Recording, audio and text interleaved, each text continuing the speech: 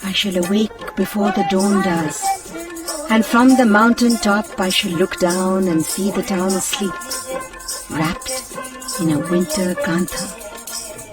Thus wrote the famous Bengali poet Nazrul. And the words of a Baul song lament, the friend of the fakirs is the sky, the friend of the earth is the kantha. When these fakirs die, where will their graves lie?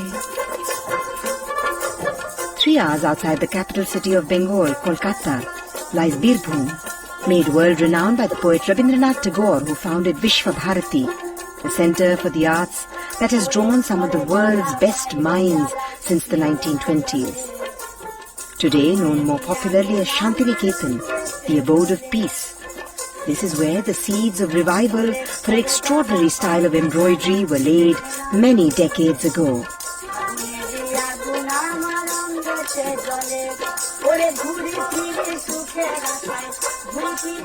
Frugality has always been part of the Indian ethos, and from this was born the kantha, literally rags in Sanskrit. Not wanting to discard old and worn saris and dhotis, women would layer and stitch these together to make soft coverings for babies. They would pull out the coloured threads from the borders and use these to patch and embroider the layers together.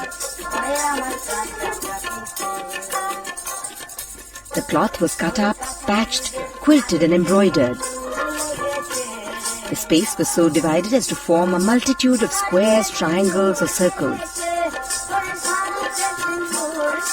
The kanthas were then used in homes for wraps and folded as bags. By the early 19th century, kanthas had mostly fallen out of use and may have disappeared completely, but for the efforts of some women led by Gurudev Tagore's daughter-in-law Pratimadi to find a new market for them. As a result, the kantha became a fashionable textile. In rural Bengal, hundreds of women now work in collectives overseen by a supervisor producing beautiful kanthas for contemporary wear and use. The work usually begins with a buyer from a city placing an order. The specific design is then traced and translated onto the fabric, which today might be anything from cotton to georgette to silk or chiffon. The chief stitches used are the darning stitch, the satin stitch, the loop stitch, and for the outlines, the stem stitch and the split stitch. When the stitches are long, they are broken on the reverse side by one or more short stitches, giving the dotted look to kantha.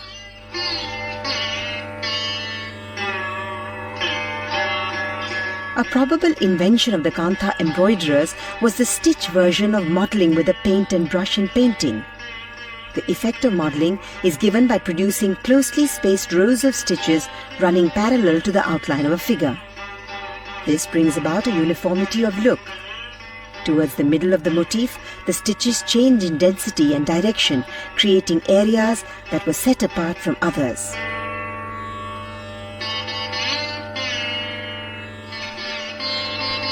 The most traditional design in Kantha was the mandala, usually represented as 1,000 or 100-petaled lotus.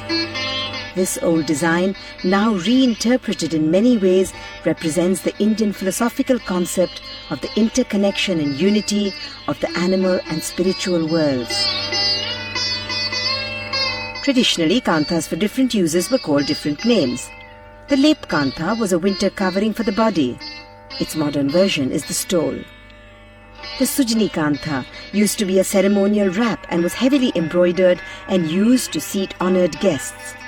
Today, these large kanthas are used as bed covers or wall hangings. The Baitan Kantha was a 3-foot by 3-foot square used to wrap up and bundle things, books, old clothes. It was also used to throw over things. It used to have human or animal figures in the border and an elaborate centre. Today, these are used as table covers or wall hangings. The Durjani Kantha is also a square piece with borders all around and a lotus in the center.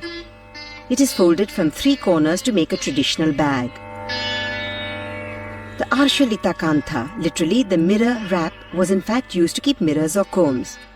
Today's versions also keep mobile phones. The rectangular pouch usually has a wide border on all 4 sides with floral motifs.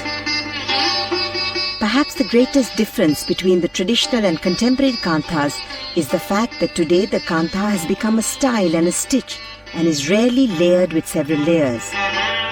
The saris, curtain material, wraps and dress material, the stoles and shawls are all single layers of cloth. The only products where the layering still exists are the thicker bed covers and some shawls. The entire symbolism of the kantha is about making whole again that which is fragmented or broken. In Hinduism, the universe is made up of the warp and the weft, and thus becomes important the wholeness. It is normally seen to be the role of the woman to make things whole again, and it was right, therefore, that it was the woman who embroidered her story, her dreams and her world onto kanthas.